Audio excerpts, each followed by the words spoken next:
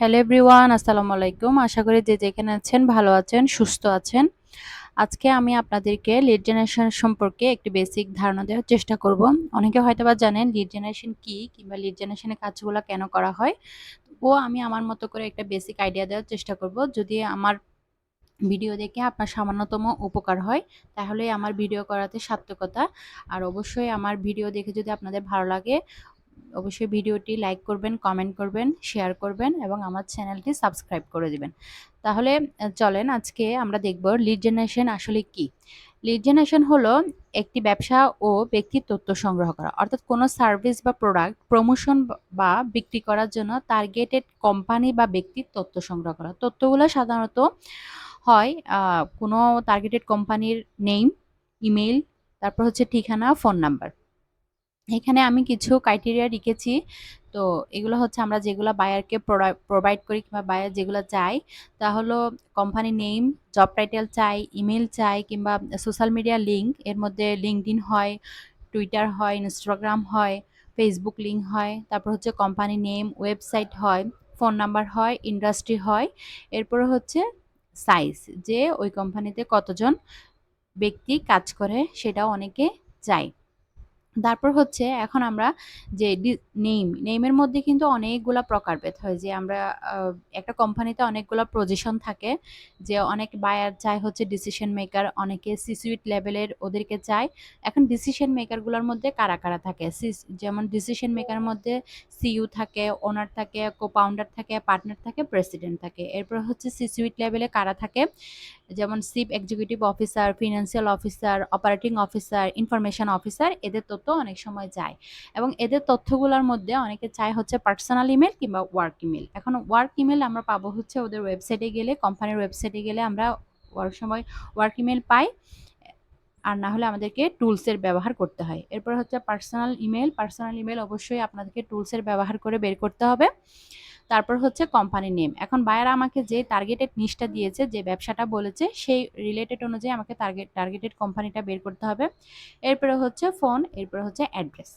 এখন আমরা যে লিড জেনারেশন করব, আসলে লিড জেনারেশন অনেক সময় লিড জেনারেশন সাধারণত দুই ভাগে হয়। একটা হচ্ছে বি2বি আর একটা হচ্ছে বি2সি।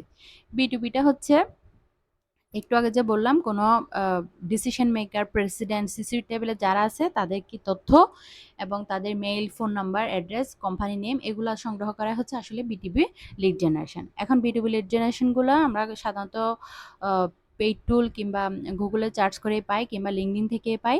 এবং বি2সি লিড জেনারেশন হচ্ছে, এটা একটু জটিল প্রক্রিয়া। এটা বি2সিটা করার জন্য আপনাকে অনেক দক্ষ হতে হবে, বেসিক লেভেলে এটা না করাটাই বেটার। এটার জন্য আপনাকে কিছু পেইড টুল ব্যবহার করতে হবে। এখানে আসলে ফ্রি টুল দিয়ে এগুলা বিটিসি করা যায় না। এখন আলোচনা করব লিড জেনারেশন কেন করে। লিড জেনারেশন আসলে অনেকগুলো কারণেই করা হয়। তো প্রথম আমি তিনটি কারণ উল্লেখ করেছি, সেটা হচ্ছে সঠিক ক্রেতা সংগ্রহ করা, এরপর হচ্ছে বিক্রয় বাড়ানো, এরপর হচ্ছে ব্র্যান্ড ভ্যালু প্রসার করার জন্য। আমরা যারা লিড জেনারেশন লিস্টগুলো চাই, তারা মূলত তাদের ব্যবসাকে প্রসার করার জন্য, যে তাদের পণ্যটা কোথায় বিক্রি করবে, কোথায় বিক্রি করলে তাদের বিক্রয় বাড়বে, তাদের ব্র্যান্ডটা প্রসার হবে, সেই জন্যই তারা মূলত লিড জেনারেশনগুলো চায়, যে সবগুলো তথ্য একত্র করলে তাদের ব্যবসার জন্য সুবিধা হয়। মূলত এই কারণেই আসলে লিড জেনারেশন করা হয়।